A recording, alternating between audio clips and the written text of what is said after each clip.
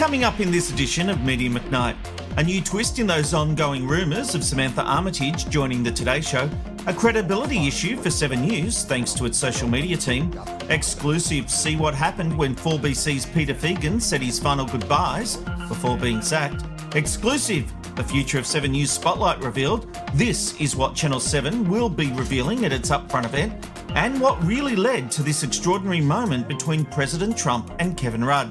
All that and plenty more in episode 15 of Media McKnight.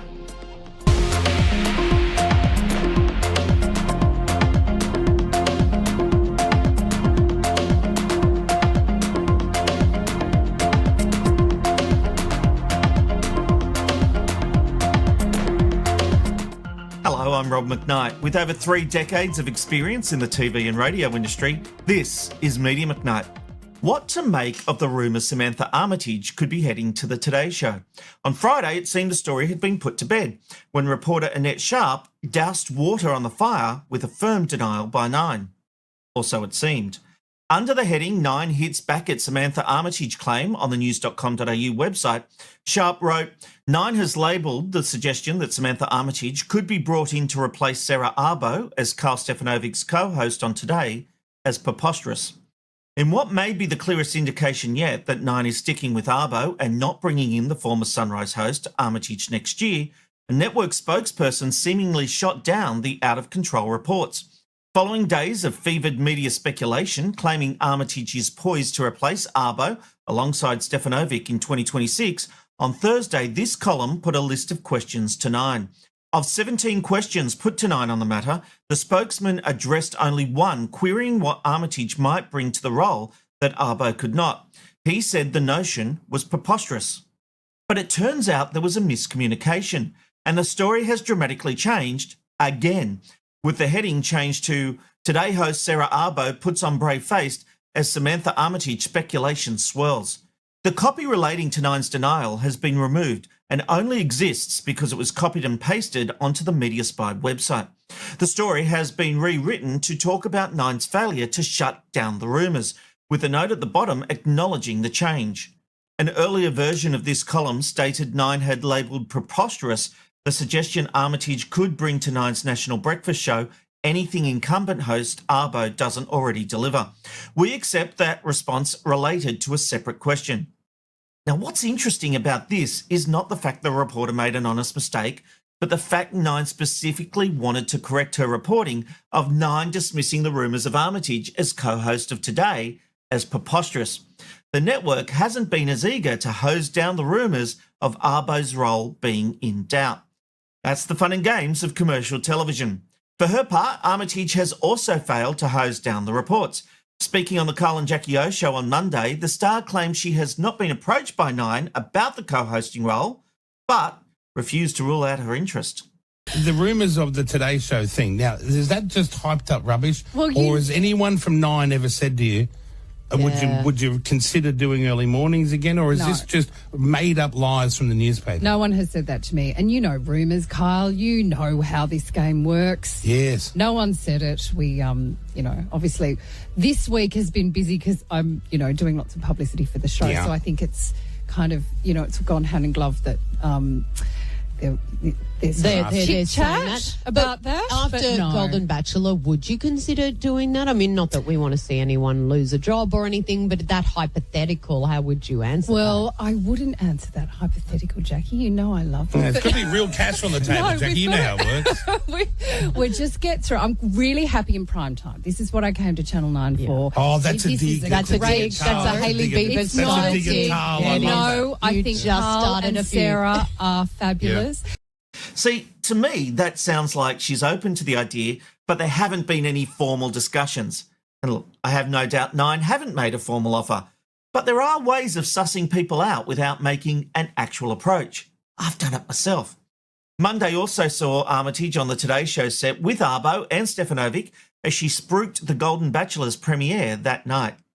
So excited to welcome to the studio the Golden Batch himself, the Bear, and the show's host, Samantha Armytage. Nice to see you guys. Hey, How are you? Thank God someone's back at the network who can make some headlines, Sam. Apart from me. I'm taking all the heat off you, Karl. Thank you very much. Very generous of you. They handled that pretty well. It was a good moment that allowed them to move on. Now look, I don't believe anything has been locked in. The ongoing contract negotiation with Sarah Arbo is not helping the situation though.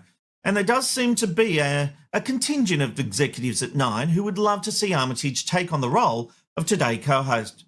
And there's no doubt Armytage drives audiences. Despite being a format 10 through away, The Golden Bachelor has launched strong for Nine, delivering a total TV audience of 749,000 viewers. It's not bad. And this morning, on a different note, Stefanovic seemed to be going out of his way to joke and banter with Arbo and trying to include her in lighter moments. It really looked as though he was trying to prove to everyone this was a happy family. He was happy to have Sarah by his side. One thing is for sure, though, there's still some mileage in this story yet.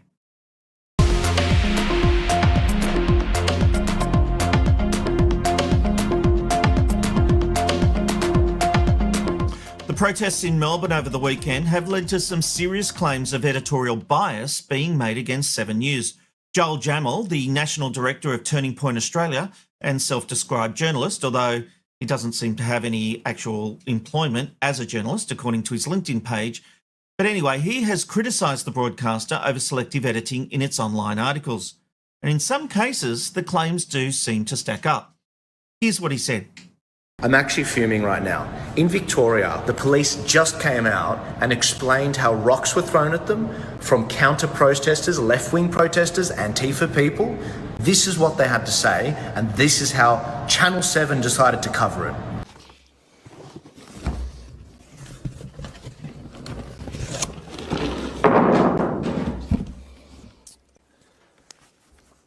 This is what was thrown at police today, and I think Melbourne has had a gutful. I look on the social media streaming platforms of some of these issue-motivated groups that are saying police used excessive force. The fact was, these were being thrown at police. Bottles filled with shards of glass were being thrown at the police. Rotten fruit was being thrown at police. Bins were put on fire. Flags were on fire. And I think, really enough's enough. People came to pick a fight with the police. The people that came to pick the fight with police were the issue-motivated groups on the left. I can tell you that the March for Australia group, they were peaceful, they were engaging, they listened to our instructions, they did what they were told, and they protested by example. That's the full clip of what the head of police had to say. This is how Channel 7 puts their thumbnails on Facebook as a post. Police officers were rushed to hospital after being pelted with projectiles by counter-protesters. And then they have a photo of an Aussie guy with his Aussie flag. And by the way, there was not one Aussie flag in the counter-protesters. This is how Channel 7 does it. But it gets worse. And this is where the police should really sue Channel 7 for what they've done. They edited the police's comments out of this, where he distinguishes between the two protest groups. This is what was thrown at police today, and I think Melbourne has had a gutful.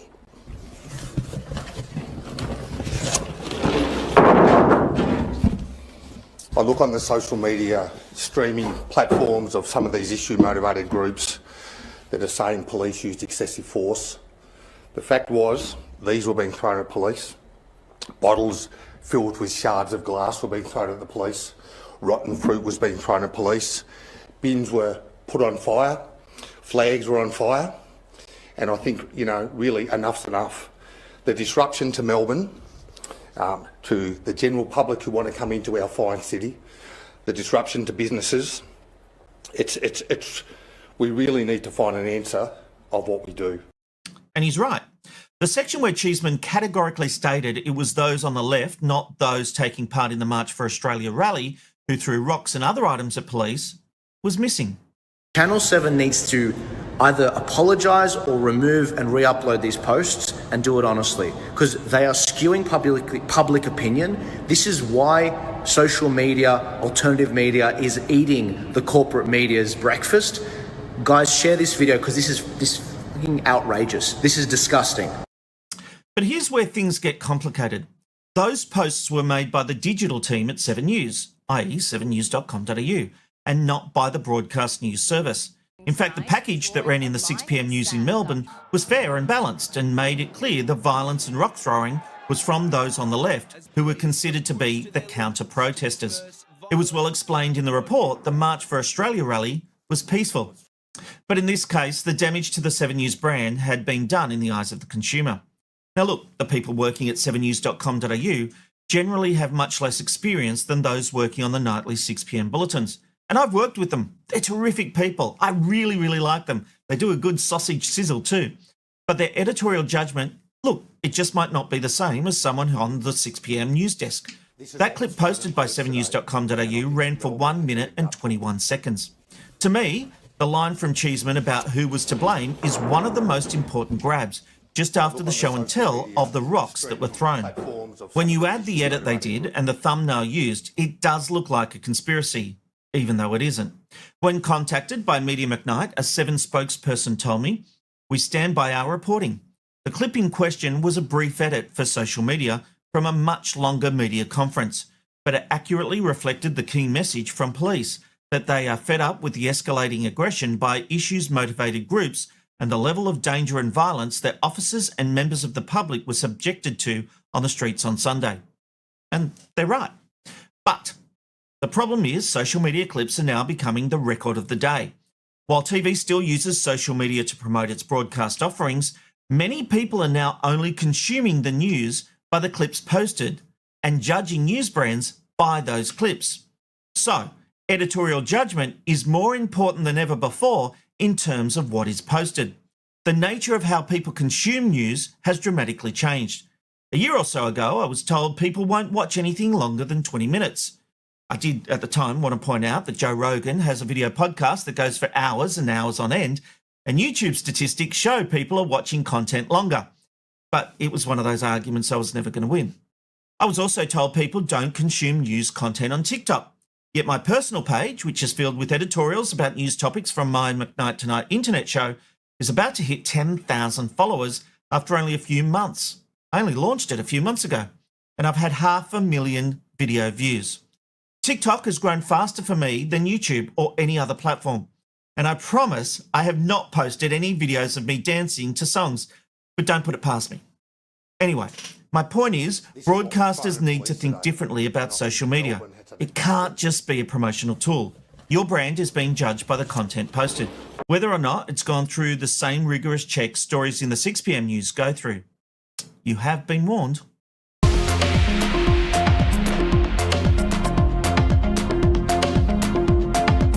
When the Survey 6 radio ratings came out last week, this was my headline. Survey 6, someone will be sacked. And this was the subheading. Expect big changes based on these results. And this was the first line of the story. 9 Radio has had a fantastic result, except for one major problem that needs to be addressed. Well, by the end of the week, that prediction had come true, and breakfast host Peter Fegan was told he no longer had a job at Brisbane's 4BC. There's no doubt the timing of the sacking came as a surprise to Fegan, who said at the end of his final show, "It has been a fantastic week. As I always say, I love waking up with you guys every morning. It's why I get up and love this job so much. It's because I get to speak to you and spend it with you each morning. And I'm back 5:30 Monday morning. Have a fantastic weekend. Look after yourselves. And as I like to say, be good, Brizzy, and I'll catch you then." But Fegan wouldn't be back with this announcement made by the following program. Something I want to share with you. I've just received a note from station management that I'd like to read to you all. And this has come from Shiv McDonald, our station manager here at 4BC. It says, "Good morning all. I'd like to share with you some changes being made to the 4BC on-air lineup. Peter Fegan has finished up on air as the host of 4BC Breakfast. I'd like to thank Peter for his dedication to the station, his show, and for bringing a cracking NRL season to life on air with his passion and enthusiasm for his beloved Broncos.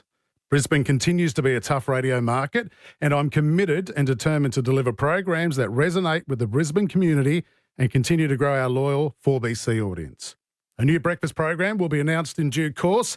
In the interim, familiar voices and friends of 4BC will continue to keep our Brisbane audience entertained and informed every morning from 5:30 till 9 for the remainder of the year.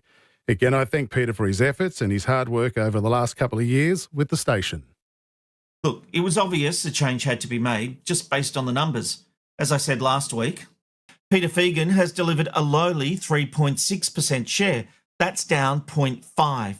What's more concerning for executives is every other slot on the station increased audience.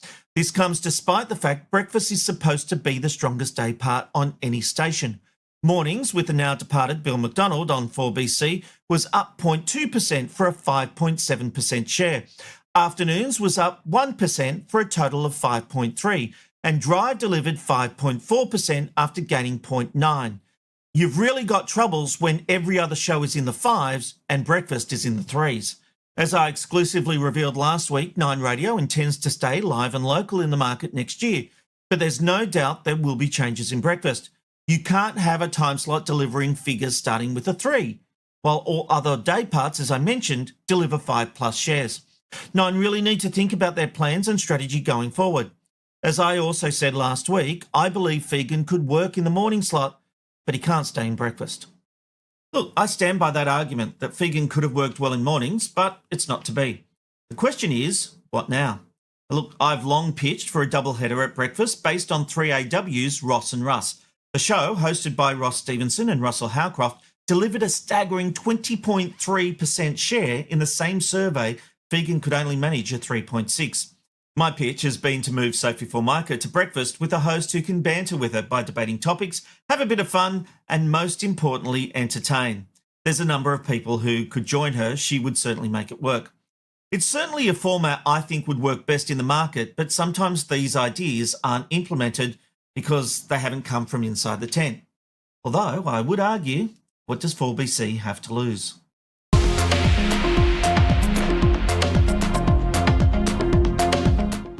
There's been a serious privacy breach at Nine Entertainment, according to the media diary in The Australian.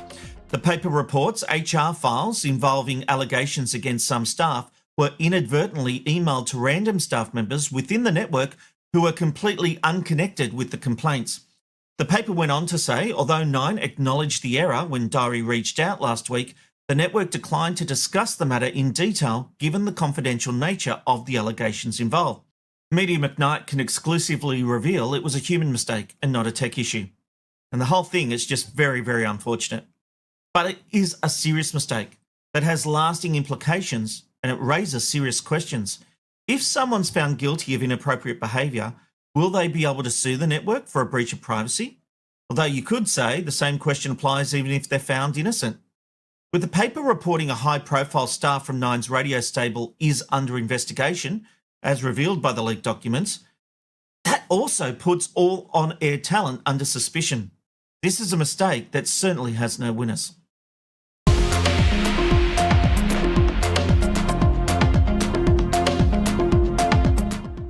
Let's talk about that extraordinary moment where President Trump had to go at Australia's ambassador to the US, Kevin Rudd. The exchange was based off negative comments Rudd had made about Trump before he was our ambassador.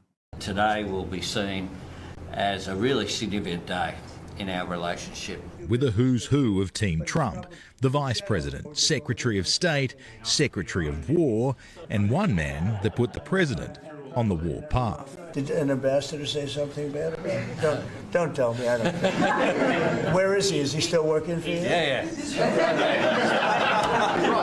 You said bad? Before I took this position, Mr. President. I don't like you either. I don't, and I probably never will. Now, that clip made instant news on our breakfast shows and on news websites, with some declaring Trump had savaged Rudd, and opposition leader Susan Lee, she declared Rudd's position was untenable. But it was a stitch-up. Trump had no idea about the comments Rudd had previously made until Sky News Australia journalist Andrew Clennell raised them during the Q&A. Go ahead. Mr. President, there's been concern in Australia that it's taken 9 months to get this meeting. Have you had any concerns with this administration, with its stance on Palestine, climate change, or even things the ambassador said about you in the past, the Australian ambassador? I don't know anything about him. I mean, if he said bad, then maybe he'll like to apologize. I really don't know. Did an ambassador say something bad about him? Don't tell me. I don't know. Where is he? Is he still working for you? Yeah. You said bad? Before I took this position, Mr. President. I don't like you either. I don't, and I probably never will. Go ahead. Clennell would have been rubbing his hands with glee that this question is going around the world. But look, Trump seemed bemused more than upset. But for those trying to turn this into an international incident, it just hasn't penetrated Trump in that way. The president was very positive in his press conference. Have you watched the whole thing? He's lording over Anthony Albanese. He's very positive. He was batting away any negative questions about Australia. In fact, as the press conference ended, Clennell, on that incident, actually reported this about Rudd. So as journalists left the room, Kevin Rudd said sorry from all accounts. That was overheard. And Donald Trump is said by government sources to have replied, all is forgiven. I just don't think Trump cares. And let's remember, Trump chose J.D. Vance to be his vice president despite having reams and reams of transcripts of Vance saying negative things about him. Despite the outrage machine doing its thing here in Australia, Trump simply doesn't care, and it hasn't hurt our relationship with the USA. So when you're watching all these news reports, just tune out the hyping of what is a minor event.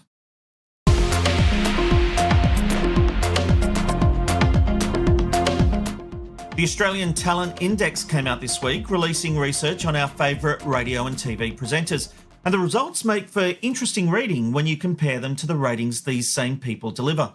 The likeable Robert Irwin came out on top with a score of 40, despite the show he hosts, I'm a Celebrity, Get Me Out of Here, being a modest performer for 10. Andy Lee and Hamish Blake are next on 34 and 33 respectively. Elise Lego Masters featuring Blake is a good performer for 9. Glenn Robbins doesn't even have a show on television but came in at number 4. So this suggests there is a long-term warmth for personalities that isn't related to the shows they appear in. The same goes for radio. Despite stations 3AW and 2GB owning Melbourne and Sydney in terms of ratings, the hosts of the top-performing breakfast shows only just snuck into the top 15. 3AW's Russell Howcroft was at number 15 and 2GB's Ben Fordham was at number 14. 2GB contributor Lucy Zellick actually beat Fordham, coming in at number 12. So based on this result, she should be hosting the breakfast show. And at the top of the poll, Amanda Keller came in at number 1, despite her breakfast show coming third on the FM dial in Sydney in the last survey. Carrie Bickmore took out silver, and that makes sense considering she has a well-performing drive show through the Hit Network. She also still resonates with the audience thanks to her time on the project. So, what do these results mean? Talent Corp Managing Director Mark Noakes said, "Our 2025 Talent Index confirms that audiences respond strongly to personalities who combine authenticity with reach. Robert Irwin, topping the list again, demonstrates the commercial power of a celebrity whose appeal is both broad and trusted. For marketers, the index is more than a popularity ranking. It's a data-driven tool that highlights which personalities can deliver the broadest possible audience appeal within a campaign's target demographic that you won't be able to find in ChatGPT or Google's Gemini." Look, that's a very fair point. And worth noting, the survey sample was more than 4,000 people, which is nothing to be sneezed at. Ultimately, the personalities at the top of this pile might be well liked, but they don't necessarily drive ratings. Does it matter? I actually don't know.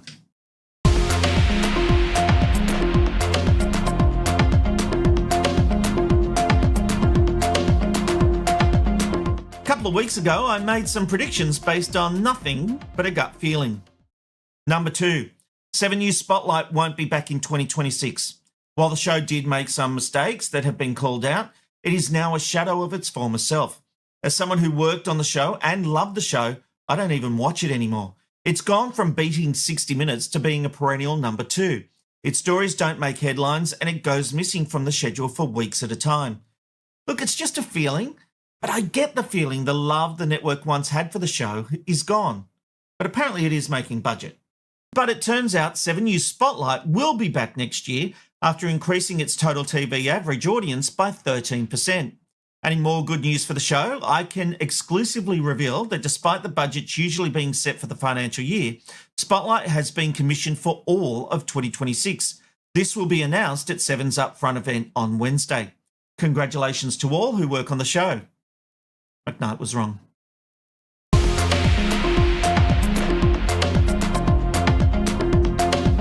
All right, that brings us to the end of this edition of Media McKnight. I'm taking next week off so you can all rest easy. And so can I. Media McKnight will be back in a fortnight's time at youtube.com/@McKnightTonight. I'm Rob McKnight. Thanks for your company. Hope to see you again soon.